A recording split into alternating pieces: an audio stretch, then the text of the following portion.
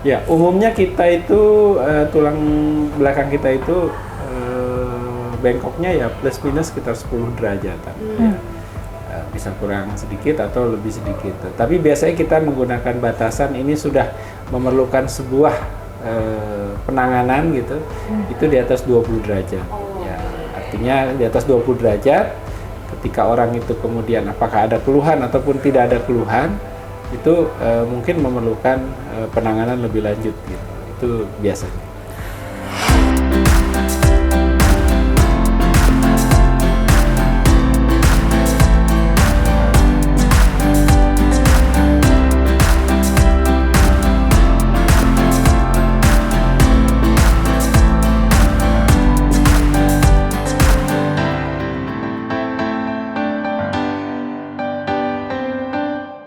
Kemudian ada yang menarik nih dok, terkait dengan skoliosis pada ibu hamil nih dok.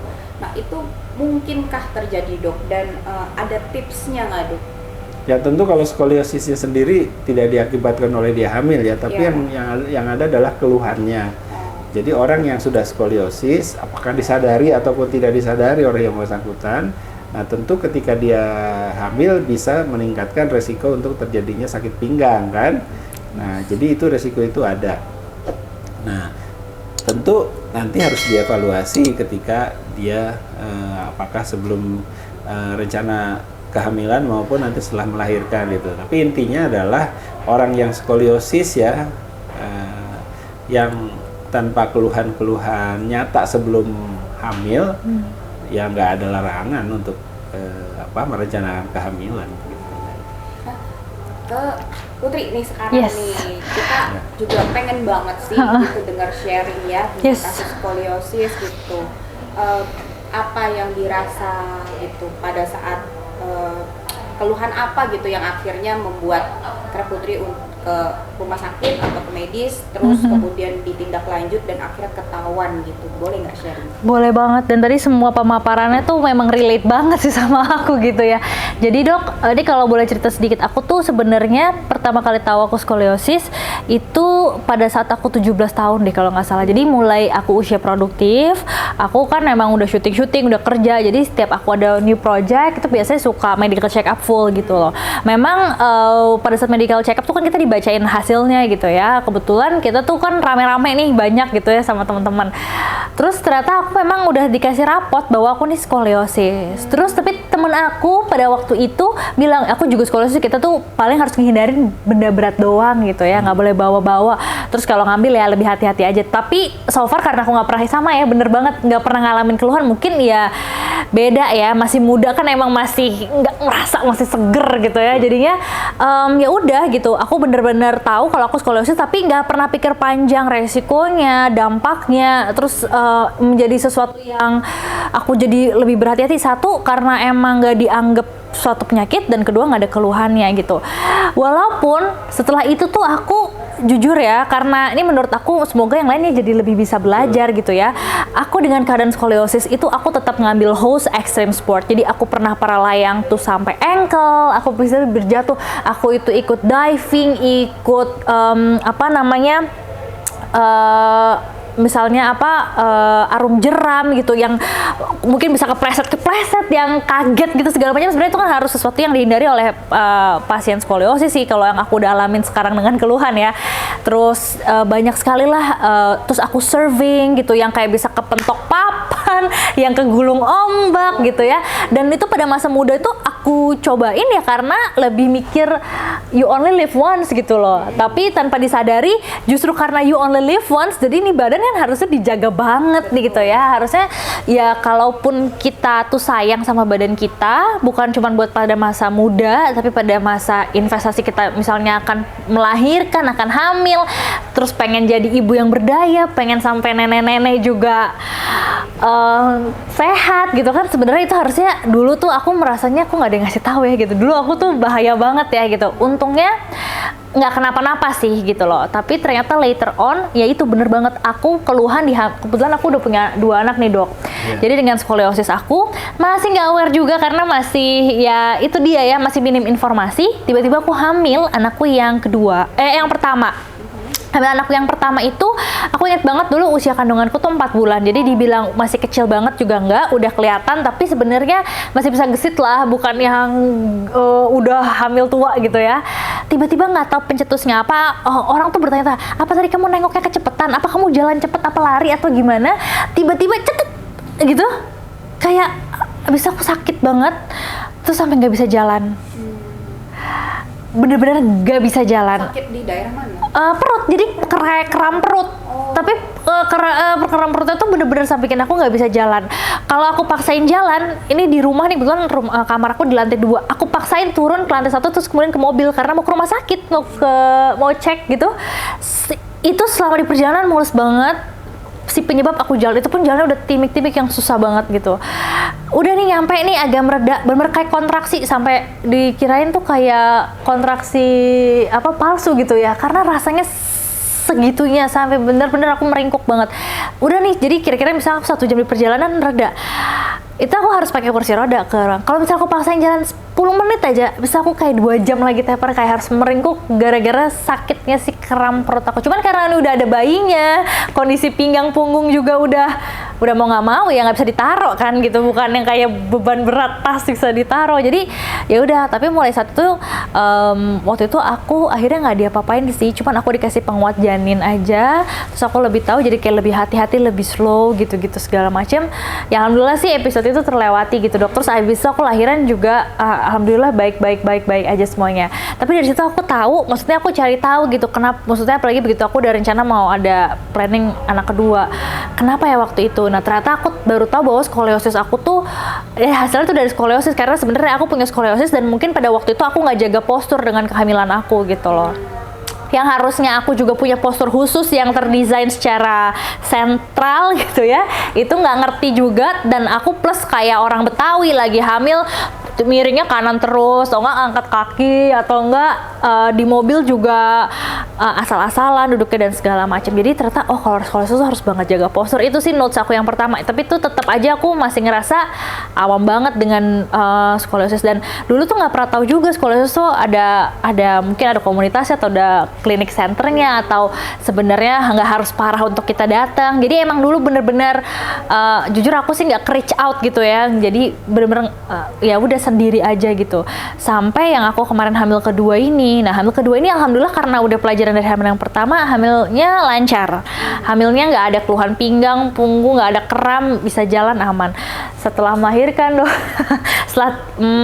setelah 5 bulan deh, 5 bulan tapi udah peak. Jadi sebenarnya aku udah mungkin udah ngerasain tuh dari sekitar aku melahirkan, badan remuk gitu ya kan, kayaknya udah turun mesin, plus ditambah aku nyusuin di posisi yang kayaknya dominan kiri kayak gitu. Terus sering ketiduran. Mulai deh tuh kok aku pernah ketiduran 1 kali kesemutannya 1 hari dok. Jadi kayak orang senam SKJ gini kan pegel banget. Aduh udah atau enggak kita lagi di gym sama personal trainer, udah pegel banget, kita turunin, hilang dong pegelnya. Ngalir darahnya. Ini seharian rasanya kayak diginiin terus kayak pegel nggak hilang, panik, pucet. Karena kayak gimana nih rasanya kok nggak hilang, padahal udah diturunin, udah relax, kok nggak hilang, panik banget. Aku minum apa sih istilahnya kalau pereda painkiller tuh ada, kalau untuk yang linu-linu khususnya apa sih? Itulah, itu nggak. Ya itu sampai 1 harian itu kayaknya entah emang dia sembuh sendiri atau obatnya baru bereaksi gitu ya. Dan itu aku minum sekitar 6 hari. Aku juga lama-lama takut juga gitu, walaupun sebenarnya udah lebih ringan, tapi kok kayak ini kayaknya kesemutannya nggak wajar, karena benar-benar kesemutannya kita rasanya 5 menit kita selonjorin, kita ganti posisi 10 menit terurai. Ini benar-benar seharian itu berarti kayak 6 jam lebih gitu. Jadi aku bener-bener ngerasa nih kayak something wrong. Aku takut banget sih, karena udah gitu aku Google kesemutan tuh nggak ada. Orang mulai panik nih, kalau di Google udah nggak ada, itu kan semuanya harus ada di Google ya dok. Terus mulai nggak ada, mulai panik nih. Tapi masih bingung juga ke dokter apa ya. Terus kayak nanyanya bingung karena even wacananya aja tuh nggak ada gitu. Sampai akhirnya yang membuat aku akhirnya ke dokter, aku bener-bener meraba. Aku nggak tahu harus datang ke dokter apa, harus ke klinik apa. Tapi yang kemarin terakhir heboh banget aku tuh memang aku udah nahan sakit sekali, plus bukan masalah nahan sakit. Kalau nahan sakit sih kalau kata dokter aku gitu waktu itu wanita udah biasa, tapi yang kali ini tuh udah kedengeran dok. Jadi setiap aku bergerak aku udah kayak zombie, krek bunyi dok. Begitu gini krek, aku nggak lagi krek bunyi tulang, dan itu kedengeran renyah banget. Terus aku begini, gila gue udah kayak gini, kenapa ya gitu. Nah ya walaupun later on aku tahu ternyata ya aku skoliosis dan aku tetap di posisi yang salah itu terus. Jadi otomatis setiap aku gerak ya nggak pada sendinya gitu. Jadi ya akan selalu bunyi. Itu setelah aku fisioterapi aku baru tahu. Jadi sumber bunyinya udah tahu selama aku akhirnya benerin ke oke, ininya pinggulnya naik dikit. Oh ini baunya gini, terus ini perutnya masuk. Nah ini posisi kau emang nyaman, kayak udah dia mau aku gerak multidimensi kemanapun nggak bunyi. Tapi begitu aku pindahin lagi ke yang aku normal bunyi lagi gitu.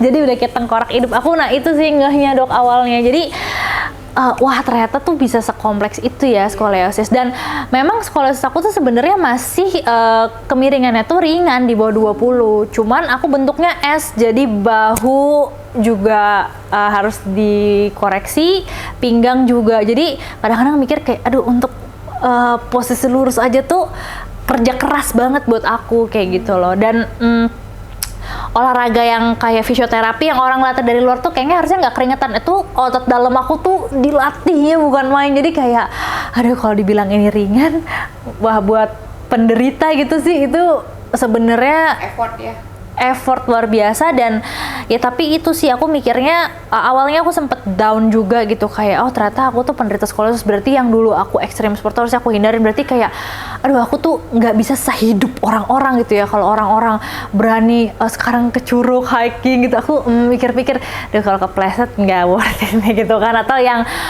misalnya suamiku main sepatu roda, kayak kalau jatuh nggak worth it gitu. Jadi lebih mikir. Tapi setelah aku pikir-pikir banyak juga kan gitu, kayak maksudnya olah tubuh yang bisa bikin aku lebih sehat, yang bisa bikin seneng juga. Dan aku lebih mikir kayak selama masih ada solusi, maksudnya ada yang bisa kita lakukan supaya kita lebih nyaman, lebih sehat, ya kita ambil opsi itulah, kenapa enggak gitu. Jadi aku sekarang lebih kayak nerima. Terus ternyata dengan aku sharing, ternyata gitu aku ngerasanya banyak banget feedback yang masuk. Banyak teman-teman muda yang terkena skoliosis dan nggak pernah cerita sebelumnya. Ada yang sampai insecure juga tadi, bener, jadi kayak malu nggak menerima diri, terus malah jadi nggak percaya diri gitu dan segala macam. Padahal dulu aku dari umur 13 tahun, karena ternyata aku tuh faktornya karena kecelakaan dok. Jadi aku tuh dulu jatuh dari Land Rover karena papaku tuh off-roader gitu. Nah tapi memang waktu itu lukanya persis banget di belakang sini, luka, memang luka terbuka. Tapi dulu dirawatnya kayak cuma lukanya aja, nggak dicek tulangnya. Nah mungkin itu salah satu apa ya, jadi tulang itu kan sesuatu yang nggak kasat mata. Dan kalau misalnya emang kita punya fasilitas kesehatan yang memang mumpuni untuk bisa ngecek itu semua, menurut aku ya manfaatkan gitu, karena itu aset banget. Dan ya dulu seandainya aku tahu pada saat usiaku lebih muda, katanya tulangnya tuh masih lebih apa ya, bisa nggak dibentuk juga sih, mungkin lebih penanganannya akan beda setelah udah sekian tahun sudah lebih terbentuk dan lain-lain gitu. Jadi ya menurut aku banyak banget pembelajaran. Tapi itu aja aku bersyukur banget, maksudnya dengan kesakitan yang segitunya akhirnya aku memberanikan diri ke pelayanan kesehatan. Akhirnya aku juga jadi teredukasi, lebih tahu juga, jadi tahu referensi disuruh kesini, ternyata juga baru tahu, oh ternyata bisa fisioterapi, ternyata ada kliniknya, oh ternyata di fisioterapi itu diajarinnya olah tubuh yang sesuai dengan tulang kita, yang oh bukan, ternyata nggak yang cuman buat orang stroke doang kok gitu. Maksudnya kalau kelihatan sehat ya ini kayak rawatan kecantikan kalau kita ke klinik. Nah ini tuh kita benerin gitu sesuatu, apalagi yang ini nggak kasat mata. Dan memang awalnya kayak orang pikir aku pesakitan gitu ya, kayak lu sakit ya ambil fisioterapi. Tapi ya buat aku bawa fun dan justru aku jadikan edukasi gitu loh. Kayak karena semua teman-teman aku yang model, yang mereka pakai high heels setiap hari, mereka berpotensi tinggi banget loh kayak gitu. Dan iya terakhir, memang begitu aku tahu skoliosis dan aku tuh apa ya punya keluhan, aku pernah runway di Jakarta Fashion Week waktu itu. Ya, dan itu aku inget banget, aku pakai high heels yang 11 cm dan itu sebenarnya aku langsung kram. Terus aku pikir kayak selama ini nggak pernah kayak gitu loh, karena ya mungkin posisinya salah, terus kaget, terus jadi aku ngerasa kayak wah semenjak itu aku emang udah nggak pakai high heels lagi, karena ya runway itu kan cuma 5 menit doang ya, tapi ternyata aku baru kayak 2 menit berempat, jadi aku jalan dengan kram dari selama depan penonton gitu. Tapi kayak aku tahu kayak oke, berarti ini udah, maksudnya jadi tanpa aku tahu skoliosis badan itu sebenarnya salah satu efeknya, tapi aku udah kayak lebih mengenal diriku, kayak oke gue nggak bisa pakai high heels, oke gue lebih nyaman pakai flat shoes, oke gini. Tapi sebenarnya kalau dilihat ya ini lu dari dulu tuh sebenarnya lu skoliosis, tapi lu kayak taunya tuh by doing gitu. Oke. Nah, kembali lagi nih ke Dokter Wawan, Dok. Kira-kira ada tips nggak, Dok, untuk teman-teman juga untuk Putri gitu? Aktivitas apa aja sih, Dok, yang perlu dijaga supaya tidak memperberat dari keluhan skoliosis sendiri gitu? Termasuk olahraga apa nih, Dok, yang perlu dihindari atau yang masih boleh dilakukan gitu? Ya, baik. Jadi secara umum sebetulnya kalau yang skoliosisnya ringan ya, apalagi seperti kasusnya Mbak Putri di bawah 20 derajat ya, yang boleh dikata mendekati normal lah. Itu sebetulnya sih kalau belum ada keluhan ataupun juga evaluasi selama beberapa waktu itu tidak ada pertambahan sudut ya, misalnya diketahui sudutnya misalnya berapa 15 derajat, 17 derajat sebelum umurnya baru 12 tahun, 13 tahun gitu, kemudian dievaluasi lagi. Biasanya kita evaluasikan per tahun ya. Ternyata pertambahannya juga nggak signifikan lah, bertambah sekitar segitu. Sebetulnya nggak ada larangan olahraga yang kita batasi ya secara umum gitu ya. Nah, ketika sudutnya sudah di atas 20 sampai 40 derajat tadi, dimana kita udah masuk di ya bahasa ininya mungkin sudah sedang lah gitu ya, karena ada potensi untuk menimbulkan gejala, itu tentu olahraga-olahraga yang bisa memberikan impact yang besar ke tulang punggung itu ya sebaiknya dikurangi ya, dan olahraga-olahraga yang memberikan impact kepada tulang punggung adalah olahraga yang secara umum ya, yang ada lompatan ya, ada lompatan misalnya. Kalau olahraga umum kan kita tahu seperti bola voli ya kan, mungkin basket juga ya, mungkin bulu tangkis seperti itu yang orang harus pakai nyemes, loncat gitu ya. Dan olahraga alam yang pasti orang nggak mungkin lah misalnya seperti ceritanya Mbak Putri tadi, dia senang olahraga yang di alam terbuka ya, seperti itu yang nggak pakai loncat, nggak, ini kan nggak mungkin lah ya kan, pasti ada. Nah itu pada orang-orang yang tentu sudah, apalagi sudah sudutnya itu bukan 20-an awal tapi sudah ke arah 40, sebaiknya olahraga-olahraga seperti itu sudah dihindari ya. Tapi sekali lagi memang kalau yang 20 sampai 40 kita selalu menyarankan untuk dipasang korset. Nah, dengan dipasang korset ini selain juga untuk mengurangi resiko pertambahan sudut yang ekstrim, yang kedua juga untuk melindungi yang bersangkutan kalau melakukan kegiatan atau aktivitas yang agak berlebihan gitu ya, walaupun juga tidak disarankan. Tapi kan kadang orang nggak bisa, anak muda ya kan, aktivitasnya pasti pengen yang cukup aktif lah gitu ya untuk kehidupan sehari-hari. Ya dengan dipasang korset memang ada masalah, karena korset ini masih banyak di pasaran itu korset yang ukurannya besar gitu ya, sehingga orang selain gak nyaman juga penampilan kayaknya nggak oke gitu kan. Nah, tapi sekarang saya lihat ada beberapa korset yang cukup bagus ya, memang harganya nggak murah gitu ya, bahkan puluhan juta gitu. Itu saya lihat sudah lebih fit ke tubuh orangnya karena customize kan. Jadi orangnya itu diukur dulu, kemudian bahannya juga tertentu yang walaupun kuat sekali tapi tipis gitu, sehingga orang itu ketika dia memakainya kemudian di luar menggunakan baju lagi tambahan, hampir-hampir nggak begitu kelihatan kalau dia menggunakan korset kan gitu ya. Jadi kembali ke aktivitas, sebetulnya kalau seperti kasus Mbak Putri sebenarnya sih nggak ada pembatasan ya ketika dulu ya. Kalau sekarang kan ada keluhan, sudah ketika hamil, ketika sudah melahirkan juga. Tadi pasti setelah melahirkan muncul itu juga salah satunya karena waktu itu berat badan pasti bertambah sangat drastis kan. Biasanya ibu-ibu kan mungkin bertambahnya bisa sampai 15, kadang-kadang sampai lebih dari 20. Nah, berat badan kan juga menambah resiko untuk munculnya keluhan nyeri pinggang ya, untuk munculnya itu, termasuk tadi ketika hamil berat badan nambah dengan adanya janin kan ya. Jadi keluhan itu jadi muncul begitu, walaupun sudutnya tadi di bawah 20 derajat. Karena orang yang normal biasa pun kalau memang dia punya kecenderungan untuk sakit pinggang kan juga akan muncul sakit pinggang ya. Tapi memang ini penyakit yang unik ya dok, jadi bisa yang kemiringannya tuh derajatnya besar bisa nggak ada keluhan. Betul. Bisa yang derajatnya kecil tapi justru malah lebih terasa banyak keluhannya gitu ya. Bahaya ada kasus seperti kasus Mbak Putri dulu pernah kecelakaan misalnya. Jadi itu juga istilahnya jadi plus ya. Sudah ada risiko skoliosis walaupun ringan, ditambah plusnya lagi ada kejadian kecelakaan yang mungkin memberikan walaupun tidak hebat tapi memberikan damage juga pasti ke daerah tulang punggungnya saat itu ya. Tidak saat itu sih nggak kerasa, tapi makin hari ya suatu saat itu menjadi muncul gitu. Oke. Nah, kemudian dari pengalaman yang Mbak Putri sendiri, kira-kira ada pesan-pesan atau statement nggak nih untuk di-share ke teman-teman Bunda? Iya sih, jadi ya itu sih aku ngerasanya penyakit ini tuh penyakit yang kita tuh harus kenali tubuh kita sendiri gitu loh. Untuk apa? Untuk nyamanin kita. Jadi ya kita harus ketemu ahlinya, kita harus mencari tahu badan kita.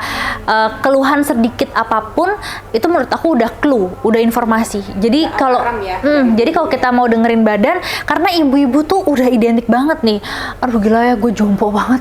Aduh gila ya, gue capek banget nih gitu. Aduh kok gue gampang capek. Sebenarnya mungkin itu istilah yang kita relate, tapi kita juga mesti lihat loh, ini tuh capeknya, ngerasa mudah lelahnya, ngerasa kayak badan itu pegel terus, atau kayak sakit pinggang orang pada umumnya yang sembuh dengan koyo, dengan kita nih kadarnya itu memang sama apa beda gitu loh. Nah nggak ada salahnya kita tuh konsul ke dokter, tanya sama memang mereka itu praktisi dan ahlinya yang ada alat-alat yang mumpuni, dan kita bisa juga dapat edukasi misalnya oke, olahraga berkurang nggak dan lain sebagainya gitu. Karena aku ngerasanya badan kita itu unik, sehingga pengobatan untuk skoliosis khususnya itu juga unik gitu loh.